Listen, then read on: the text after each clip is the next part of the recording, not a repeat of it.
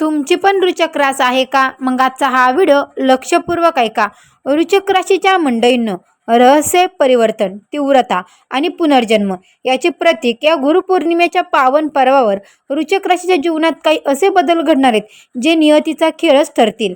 गुरुपौर्णिमेचे शुभ स्थिती मंगळवार 28 जुलै रोजी संध्याकाळी 6:18 सुरू होत असून बुधवारी 29 जुलै रोजी रात्री 8:04 असणार आहे.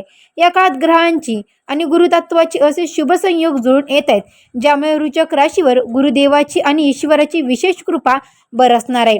या काळात ब्रह्मदेवाच्या आणि गुरुच्या योजनेनुसार रुचक राशीला त्यांच्या अंतर्मनातील गुप्त शक्ती जागृत करण्याची सुवर्ण संधी मिळणार आहे. पण त्यासाठी काही कसोट्या, काही अंधारमय प्रसंग आणि काही अनपेक्षित आशीर्वाद घडतील. चला पाहूया या गुरुपौर्णिमेनंतर कोणते 9 भयंकर आणि चमत्कार घटना रुचक राशीच्या जीवनात घडणार आहेत. अवधूत चिंतन श्री गुरुदेव दत्त. श्री स्वामी समर्थ. नमस्कार मंडळी, तुम्हा सर्वांचं दत्त कृपा या चॅनलमध्ये मी स्वागत करते. तुम्ही जर आपल्या चॅनलवर नवीन आले असाल तर आता सबस्क्राईब करा. कमेंट बॉक्समध्ये रामकृष्ण हरी माऊली, रामकृष्ण हरी माऊली ही कमेंट नक्की करा. ज्यांचा विठ्ठलावर आणि स्वामींवर विश्वास आहे त्यांनी प्रत्येकाने ही कमेंट करायला मात्र विसरू नका.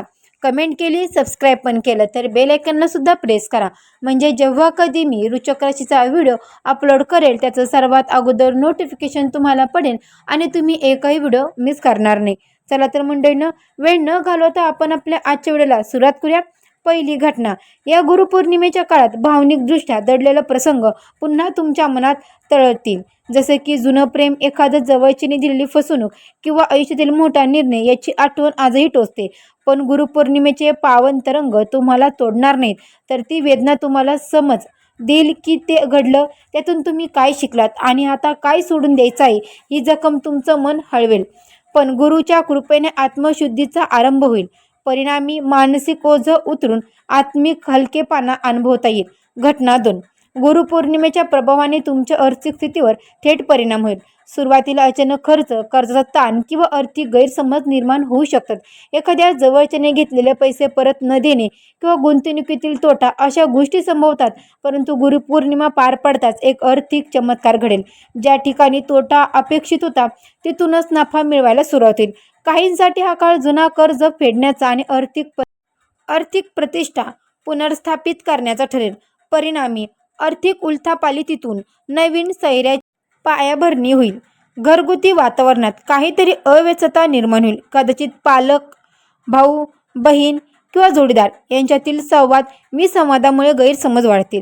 शनी आणि गुरुच्या प्रभावामुळे एखादं जुनं गुपित जे वर्षानुवर्षे लपलं गेलं होतं त्या गुरुपौर्णिमेच्या काळात प्रकाशात येईल.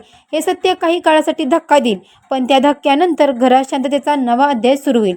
कारण रुचक राशीचं वैशिष्ट्य असं असतं की त्या सत्याला सामोरं जातं, पळत नाही. परिणामी घरातील मतभेद मिटून नवीन समाज आणि आदर निर्माण होईल.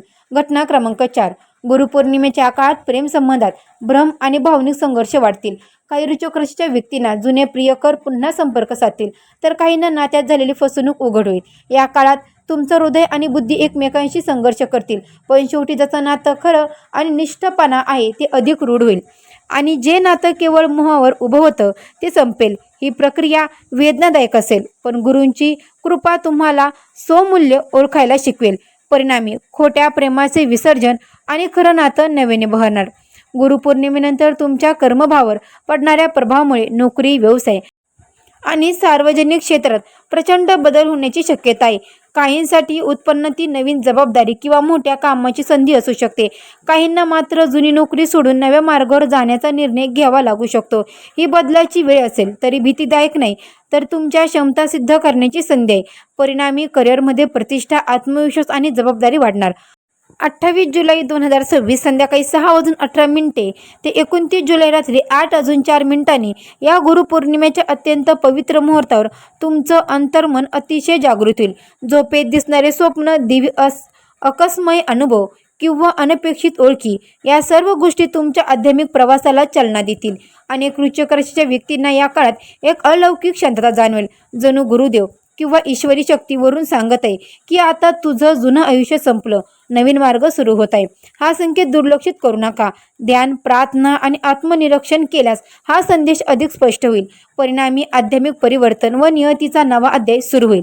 ग्रहमानामुळे या काळात भावनिक थकवा वाढू शकतो. विशेषतः ज्यांनी गेले काही दिवसात जबाबदाऱ्या वाढवल्या आहेत त्यांना झोपेची कमतरता, डोकेदुखी, पचन विकार किंवा मानसिक ताण जाणवू शकतो. गुरुपौर्णिमेच्या या काळात सर्वात महत्त्वाचं आहे स्वतःची काळजी घेणं. रोज ध्यान, योग आणि पुरेसे पाणी पिणं अत्यावश्यक ठरले. तणावाने शरीरावर नियंत्रण मिळू देऊ नका, कारण ईश्वराचा आशीर्वाद फक्त शांत मनालाच लाभ देतो.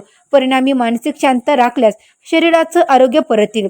या काळात तुम्हाला एखाद्या जवळच्या व्यक्तीविषयी धोकादायक सत्य कळेल, जो तुमचा मित्र, सहकारी किंवा नातेवाईक असू शकतो, ज्याच्यावर तुम्ही पूर्ण विश्वास ठेवला होता. ही घटना दुखवणारी असेल, पण पुढच्या प्रवासासाठी अत्यंत आवश्यक आहे, कारण वृश्चिक राशीला भ्रम तोडून सत्य ओळखण्याची ताकद गुरुपौर्णिमेचे हे पर्व देईल. ही वेळ तुम्हाला शिकवेल की कोणावर विश्वास ठेवायचा आणि कोणावर नाही. परिणामी खोट्या नात्यापासून मुक्तता आणि आत्मसंरक्षणाची शक्ती वाढेल.